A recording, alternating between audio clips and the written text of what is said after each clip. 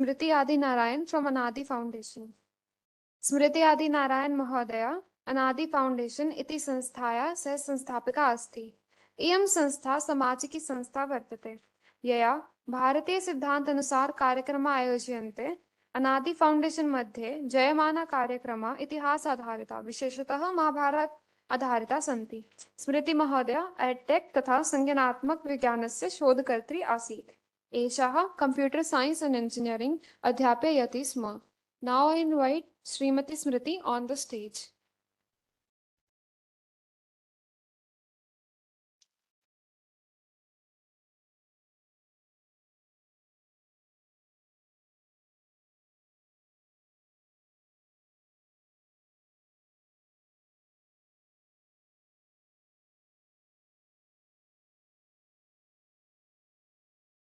Very happy to be here, and I know I'm holding the stage for the dignitaries to do the valedictory address.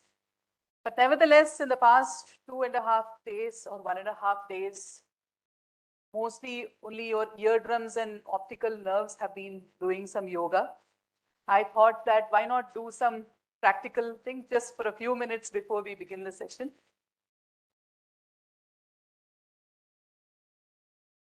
We'll do what is called part of the Pavana Muktasana. Of course, I'm just assuming that you all have a light stomach, but this is the light demo, so you don't have to worry about it. So what you can do is you can stretch your arms in front of you and just move your fingers, clench your fists and release. Fist rotation. Bend your arms and stretch. Do it vigorously, as vigorously as possible. Just be careful of the one sitting in front of you. Let's do the shoulder rotation.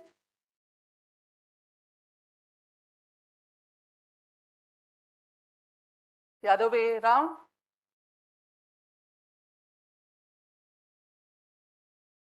And let's do a self-hug. If you don't have anybody to hug, if you feel lonely, this is one way to cope up with that. Clockwise and anti-clockwise.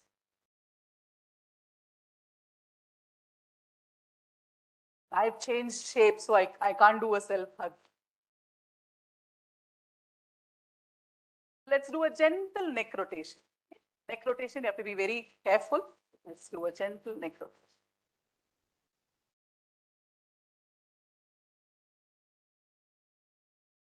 The other way around.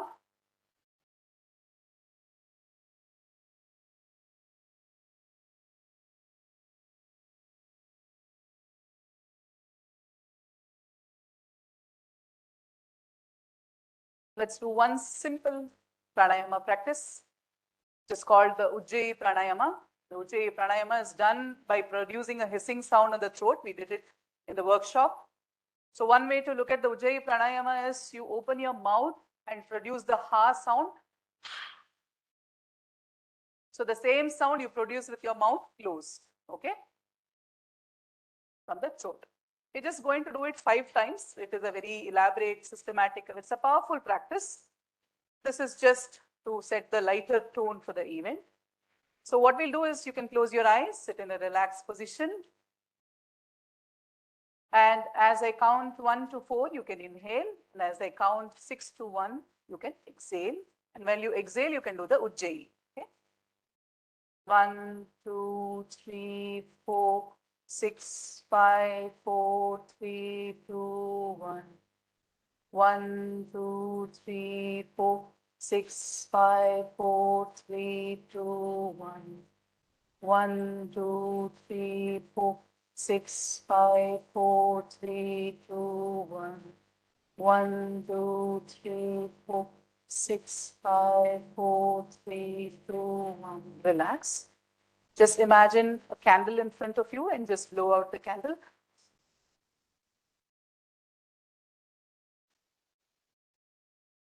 Just relax. Thank you. So hope you're feeling much better now.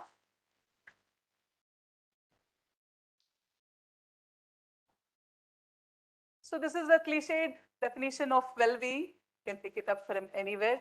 We've heard so much about well-being in the past days that there's nothing much to speak about it, but nevertheless. So it's not just about physical well-being, as Sir was mentioning, it's not just about the asanas being a physical practice, but it is also a certain mental happiness. Now we've included the spiritual aspects as well in a conscious manner in the business space, in the education space and everything. But when looked at from an Indic perspective, one can talk about health and harmony at all levels of the Panchakosha, right? Professor Michel Danino spoke about the Panchakosha in educational context. So it is not just about education, it is also about our life context. How do we evaluate or look at our lives? If we look at ourselves only about the amount of money we have made or about the degrees that we have acquired, it means it's only a one-dimensional view of ourselves. But if we look at the amount of effort that we put on in developing all the koshas or a balanced view of the koshas, then we have a harmonious view of ourselves.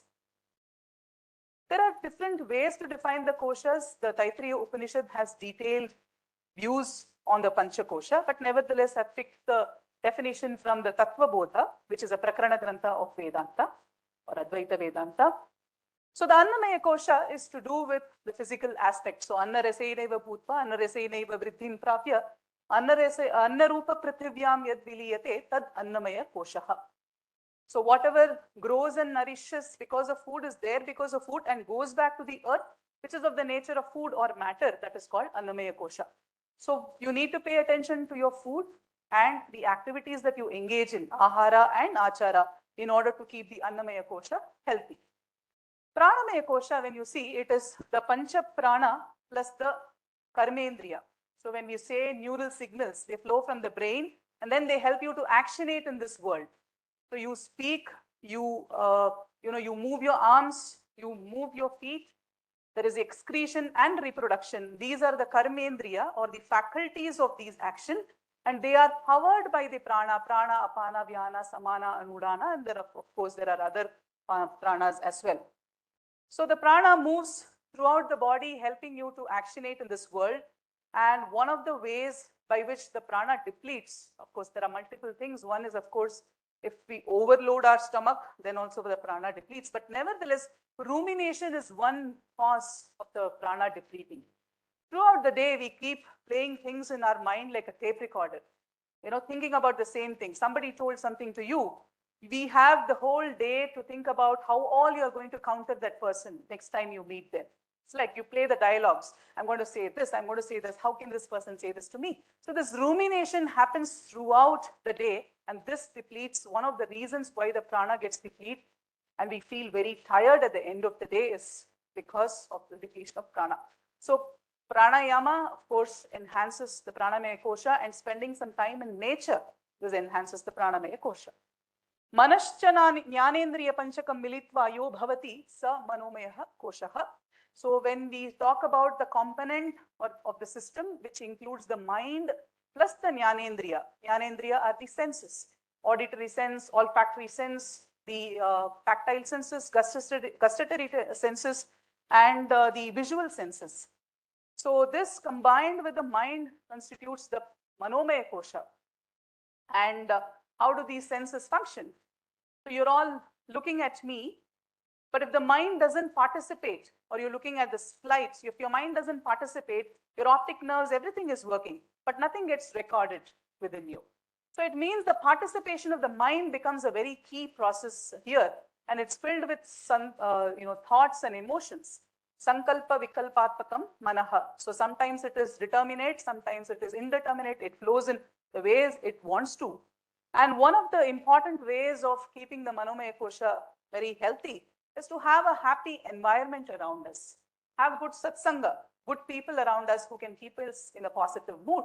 Of course, bhajans, kirtans, even upasana, all these keep our mind very happy and healthy. And one of the ways that we also at Anaadi Foundation, we have a Gurukulam. And we find that the manomaya kosha is enhanced when actually children play and interact with other beings, especially plants and cows. So we found cows to be a very powerful, because they are very, very sattvic beings. Just being in the presence of cows can heal a lot of things. So that is one way to keep the manomaya kosha healthy. Vijnanamaya kosha, buddhi plus the jnanendriyas, the intellect. That is how you cognize the world. Most of what we do in a lecture, in a session, in our classes, in the educational process is to do with stimulating the Vijnanamaya kosha. And if we don't have a healthy content, we don't have a content that is cognitively flowing, then a lot of cognitive load is created, which does not allow us to participate in the educational process. And of course, the Anandamaya kosha is the fundamental Ananda. It is also the Karana Sharira included, which means that that is the fundamental reason by which we are here. That is why it is also called Avidya Swarupa, because the fundamental Avidya, that the Jivatma and Paramatma are not different, is not there in us, because of which we exist here. So that way it is the cause or the reason for which we are here. But of course, it also has certain vrittis like Kriya, Moda and other vrittis, which of course is a detailed exposition. But nevertheless, having a balance of the koshas is a really helpful process. What affects well-being? Of course, food and lifestyle. As Sir was mentioning, stress, the healthcare processes, what alternatives are available. Is modern medical science the only approach to healthcare? If that is the only approach, not all things can be taken care of that. We have seen in the COVID period how Ayurveda, Siddha, even local traditional medicines have come handy. And of course, the style, work, lifestyle. We work on the computer for more than, say, 15, 16 hours. Sir was saying like sitting is the next smoking. So most of the time we are like this, typing on the computer. So these muscles and everything get tense and there's no way to release them. So all this happens, work-life issues happen, that causes a lot of impact on the well-being. This, of course, I thought I will touch briefly upon the mechanism of stress. So all of you here, if something that is connecting all of us, it's a unifying factor, it is stress, right? So recently, we had this experience. We had to go to different offices to get some signatures. And we found that at every level, everybody was yelling at us, right? So, and then we were like, at the topmost office, we went and asked, like, why is everybody yelling at us at each level? Then the person said, ma'am, there is stress at all levels. Everybody, there's a deadline. Everywhere there's some paper to be signed. Everybody, there's somebody breathing down their neck. So much. And as researchers, I know, if you are in the first year of your PhD, you're feeling lost. If you're the second year of your PhD, you're feeling more lost. The third year, even more lost. And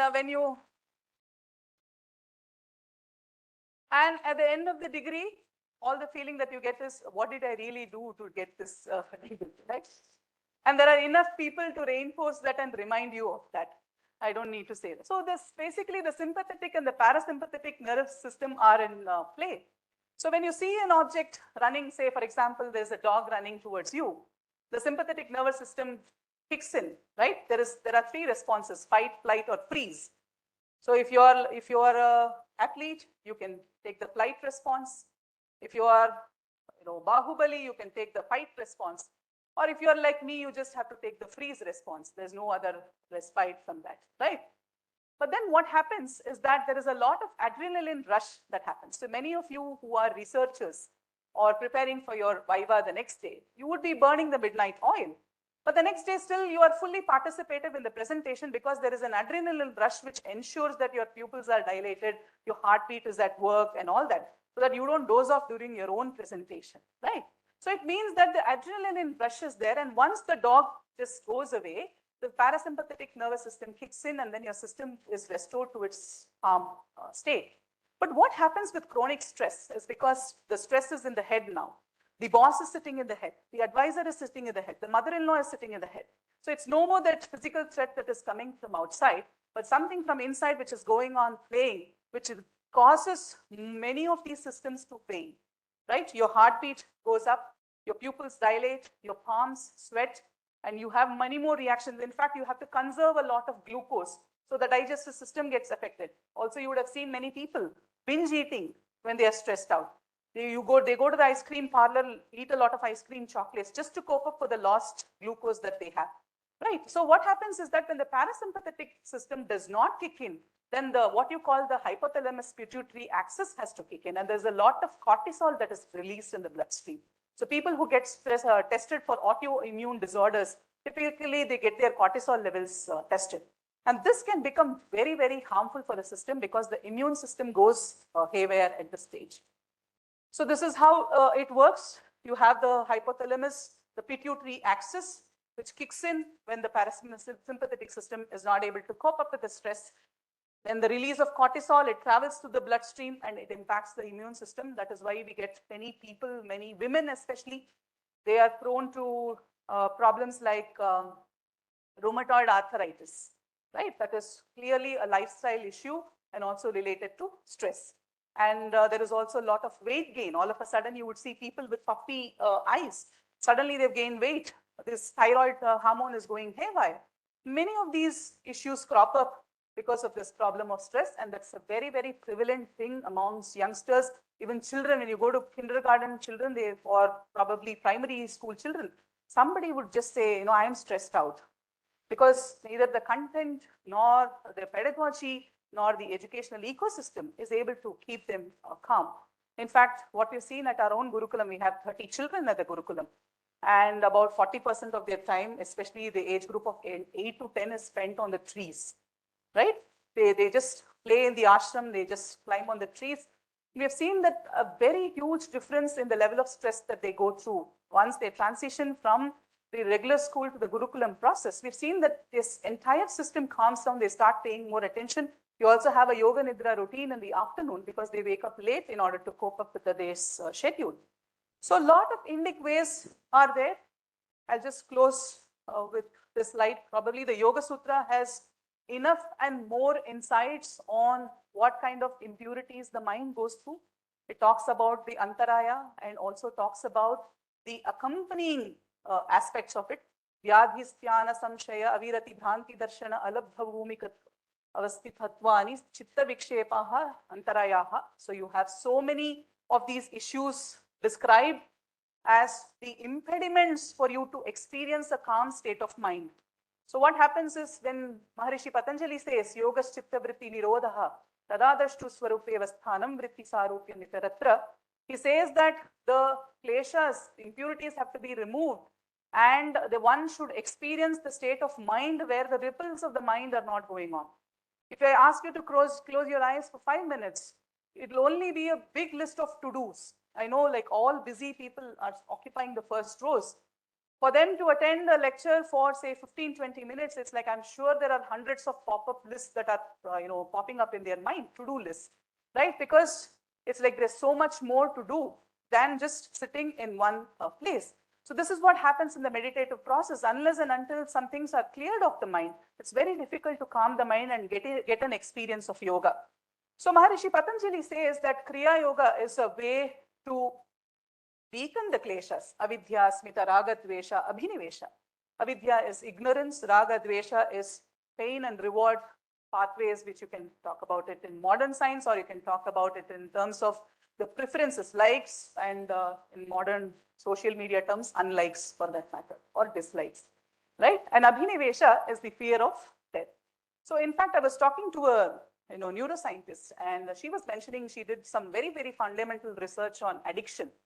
So she was sharing how she was testing rats, and every time the rat pushes the pedal, there would be a dopamine pulse that is generated for the rat. The rat was so much enjoying that pulse that within 15 minutes, it was doing it 2,500 times. So that is the level of addiction that we have towards many things in our own lives. It could be mobile phones, it could be sweets, it could be watching TV, or whatever it is, right? So it means that we keep traveling the reward pathways many times, leaving out the pain pathways. But nevertheless, they play out in our lives in a different way. So that is why the kleshas have to be removed. And Kriya Yoga and Ashtanga Yoga both are described in the Yoga Sutra.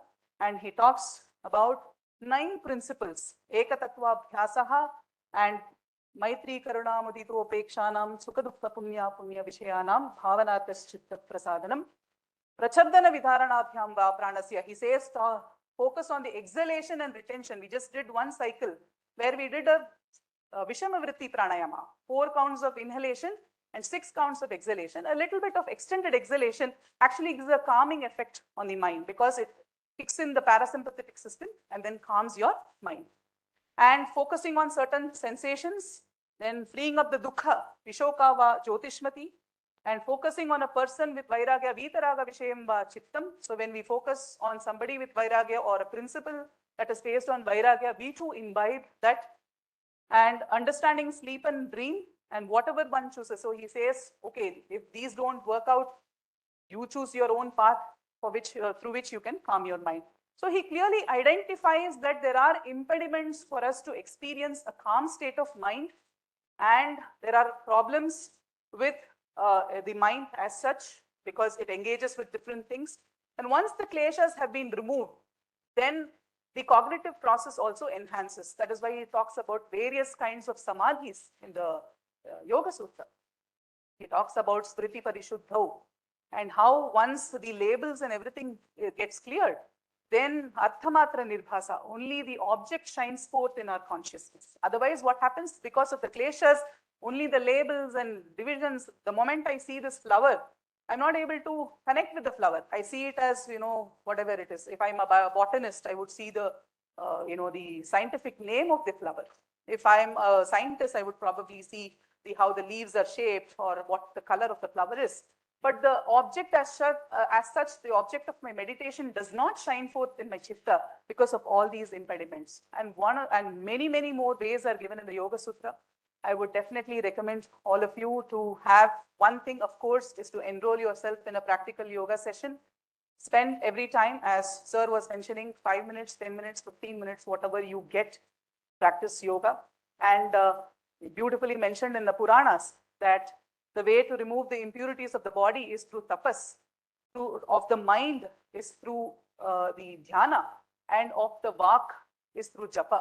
So all these methods are available in our shastras to purify the mind, to purify the entire system, to have a pure kosha, so that you may travel on this path with a lot of success in whatever you take up. Could be research, could be sadhana, could be whatever, your business endeavors as well. So thank you all for this opportunity and patient hearing. I'm just leaving this here. There's so many numerous scientific studies. I used to be a researcher. Now I'm more of a person who runs an ashram with children and cows. Those are my children at the moment. But nevertheless, I do understand the power of research. It's very important. Especially in the path of yoga, what I've observed is the moment a little bit of adhyatma enters us, then we start questioning, why do I need to prove this using instruments? But I've seen that for a certain acceptance, for us to play a very important role in the world stage, research is important, product development is important, the startup ecosystem is important. So I've been on these multiple worlds. I do understand the importance of this fundamental research. It could even be trials, it's not a problem. That should also be done. Deeper research in terms of, there are some, yesterday I discussed in the workshop, there are a lot of cognitive architectures that can be explored. One can take up machine learning and big data, look at all the neuroscience data that is generated through yogic practices. Tons of data is available. So all these possibilities exist, and I will definitely recommend that you integrate some of these in your current research or probably look at future research in these areas. Namaste for the hearing.